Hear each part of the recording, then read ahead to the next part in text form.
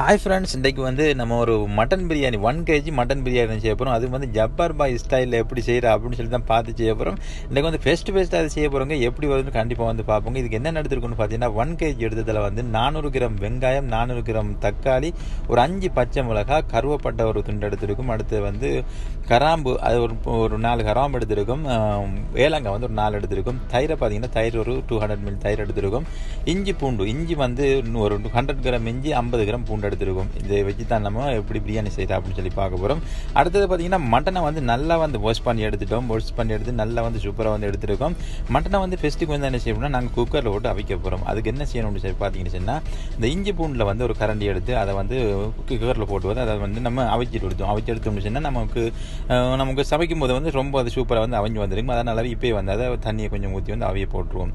தண்ணி எந்த அளவு எடுக்கணும்னு சொல்லி அப்படி பார்த்தீங்கன்னு சொன்னால், நம்ம எந்த கப்பலை வந்து நம்ம அரிசி அளக்கிறோமோ 1க்கு 1.5 கணக்கு தண்ணி எடுத்தால் வந்து ரொம்ப கரெக்டாக இருக்கும்.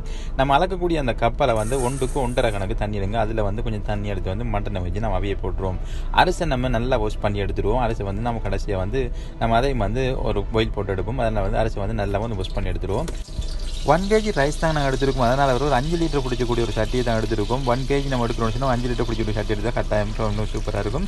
அடுத்தது பார்த்திங்கன்னா வெங்காயம், கருவேப்பட்டை, ஏலங்காய், கராம்பு இதெல்லாம் போட்டு வந்து நல்லா வந்து வதக்கி எடுத்துடணும். வெங்காயத்தை எந்த அளவு வதக்கி எடுக்கணும் அப்படின்னு சொல்லி பார்த்தோம்னு சொன்னால் வந்து வெங்காயம் வந்து நல்லா வந்து ஒரு பொன்னிறமாக வரைக்கும் நல்லா வதக்கணும். ஏன்னு சொன்னால் வந்து வெங்காயம் நல்லா பொன்னிறமாக வதங்கி வந்துக்கிட்டுச்சுன்னா பிரியாணிக்கு வந்து ரொம்ப டேஸ்ட்டாக இருக்கும். அதனால் முடிஞ்ச வரைக்கும் வெங்காயத்தை வந்து நல்லா ஒரு பொன்னிறமாக வரைக்கும் நல்லா வந்து வதக்கி விடுங்க. அது கூட பார்த்திங்கன்னா நம்ம அரைச்சி வச்சிருக்கக்கூடிய இஞ்சி பூண்டு பேஸ்ட்டு அதையும் வந்து அதில் போட்டு வந்து ஒரு நிமிஷம் இந்த இஞ்சி பூண்டு வாசம் வந்து போகிற வரைக்கும், அதாவது ஒரு 10 செகண்ட் 20 செகண்ட் வந்து காணும் அதை போகிற அளவுக்கு வந்து நல்லா வந்து அதை வந்து வதக்கி விடுங்க. அதுக்கு பிறகு பார்த்திங்கன்னா நம்ம வச்சுருக்க பச்சை மிளகாய் ஒரு 5 பச்சை மிளகாய் வச்சுருக்கோம். அந்த பச்சை மிளகாய் ஆட் பண்ணி அதை போட்டுங்க. அது கூட வந்து தக்காளியை வந்து போட்டுங்க. இந்த டைமில் வந்து இஞ்சி பூண்டு போடுற டைமில் வந்து வதக்குனது பிறகு வந்து புதினா, மல்லித்தூள் வந்து கட்டாயம் வந்து போடுவோம். ஆனால் நம்மகிட்ட வந்து கிடைக்கல, அதனால் நம்ம போடலை. நான் போட்டிங்கன்னா ரொம்ப சூப்பராக இருக்கும். அதையும் போட்டுருங்க. அடுத்தது பார்த்திங்கன்னா உப்பை பார்த்தீங்கன்னா ஒரு கரண்டி உப்பு போடுங்க. பிறகு நம்ம தேவைக்கேற்ற மாதிரி நம்ம உப்பை போடலும். ஏன்னு சொன்னால் நம்ம மட்டன் வைக்கிற டைமில் வந்து அது கூட வந்து ஒரு அரை கரண்டி உப்பு போட்டிருக்கும். அதனால் வந்து இதுக்கு வந்து ஒரு கரண்டி போட்டிருக்கும். மொத்தம் வந்து 1.5 கரண்டி உப்பு வந்து சேர்த்துருக்கும். தயிரை பார்த்தீங்கன்னா ஒரு 200 ml தயிர் அதை போட்டு இந்த டைமில் வந்து நல்லா மதக்கி விடுங்க. மசாலாவோட சேர்ந்து நல்லா வந்து மிக்ஸ் ஆகி வரட்டும்.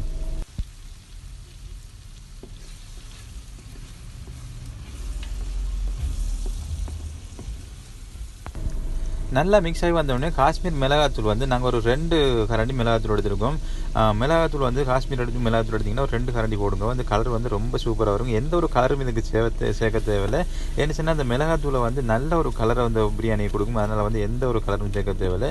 இந்த மசாலாவோட போட்டு நல்லா வந்து மிக்ஸ் பண்ணுற டைமில் பாருங்கள் எந்த அளவுக்கு வந்து எந்த ஒரு கலர் ஒன்று கொடுக்குச்சு. அதனால் வந்து எந்த விதமான ஒரு ஃபுட் கலரும் இதுக்கு வந்து எட் பண்ண தேவையில்லை. இந்த மசாலாவுக்கு இந்த ரெட் கலரே வந்து காணும். அதனால் வந்து ரொம்ப சூப்பராக வருங்க. பாவம் கடைசியாக எப்படி வரணும் ட்ரை பண்ணி பார்ப்போம். இந்த டைமில் வந்து தண்ணி நல்லா மசாலா வந்து அவிஞ்சதுக்கு பிறகு வந்து தண்ணி வந்து நம்ம அளந்து வச்சுருக்கிற தண்ணி 1க்கு 1.5 தண்ணி அளந்து வச்சுக்கணும். அந்த தண்ணியை வந்து இதில் வந்து எட் பண்ணி அதை வந்து நல்லா ஒரு கலக்கி அப்படியே வந்து மூடி கொஞ்சம் நேரம் வந்து ஒரு கொதிக்க விட்டுருங்க.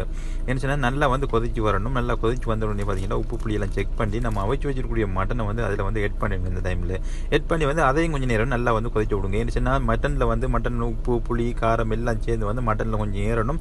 அதனால் வந்து நல்லா வந்து அதை கிண்டி விட்டு அதை வந்து நல்லா வந்து வாஷ் பண்ணுறது ரொம்ப வந்து ஆவியாக இருக்குது. அதனால் வந்து ஒன்றும் விளங்குதில்லை, பிரச்சனை இல்லை. நீங்கள் அவுட் பண்ணி மூடி விடுங்க. எந்த அளவுக்கு முடிச்சுன்னா சைட்டில் வந்து ஆவியெல்லாம் வந்து வார அளவுக்கு வந்து நல்லா மூடி விடுங்க. ஆவி அந்த வார டைமில் வந்து இந்த டைமில் வந்து நல்லா வந்து ஹீட் பண்ணி அந்த டைமில் வந்து அரிசை போட்டு அதில் வந்து வடித்து எடுத்துடுவோம். அரிசை வந்து வடித்து எடுத்துடுவோம். மட்டனை பார்த்தீங்கன்னா எந்த அளவுக்கு அமைஞ்சு வந்துருங்க. மட்டன் ரொம்ப சூப்பராக வந்து அமைஞ்சு வந்துருங்க. இந்த டைமில் வந்து நம்ம வந்து வடித்து வச்சக்கூடிய ரைஸை வந்து அதில் வந்து எட் பண்ணிவிடுவோம். எட் பண்ணி வந்து ரைஸை நல்லா உடையாத அளவுக்கு வந்து நல்லா கொஞ்சம் சேக் பண்ணி விடுங்க. அந்த அடியில் வந்து இறங்குற அளவுக்கு ரைஸ் வந்து அடியில் வந்து இறங்குற அளவுக்கு நல்லா வந்து சேக் பண்ணிவிடுவோம்.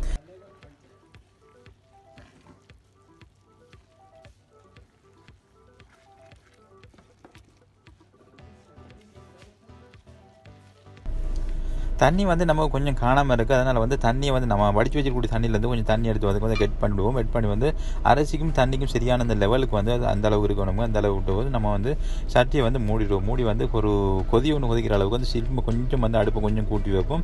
ஒரு ஆவி கொஞ்சம் சைட்டில் வந்ததுக்கு பிறகு வந்து சிலிமை வந்து கொஞ்சம் வந்து நல்லா வந்து குறைச்சிட்டு வந்து அதுக்கு மேலே வந்து தம் போட்டுவிடும். நம்ம அரிசி வச்சிருக்கக்கூடிய தண்ணியை வந்து அதுக்கு மேலே வச்சிடுவோம். சரியாக சமனான சட்டில் அதில் வந்து நாம் வந்து பிரட்டி வச்சுருக்கோம். தம் போட்டிருக்கோம். ஒரு 20 மினிட் வந்து போட்டிருக்கோம். அடுத்து வந்து பார்த்திங்கன்னா அது ஓப்பன் பண்ணி பார்ப்போம் என்ன கண்டிஷனில் நம்மளோட பிரியாணி வந்திருக்கு அப்படின்னு சொல்லி பார்ப்போம். இப்போது ஓப்பன் பண்ண போகிறோம். எப்படி நம்மளோட பிரியாணி வந்திருக்கு அப்படின்னு சொல்லி பார்க்க போகிறோம். பார்க்கலாம். பிரியாணி வந்து ரொம்ப சூடாக இருக்குங்க. ரொம்ப சூப்பராக வந்திருக்கு.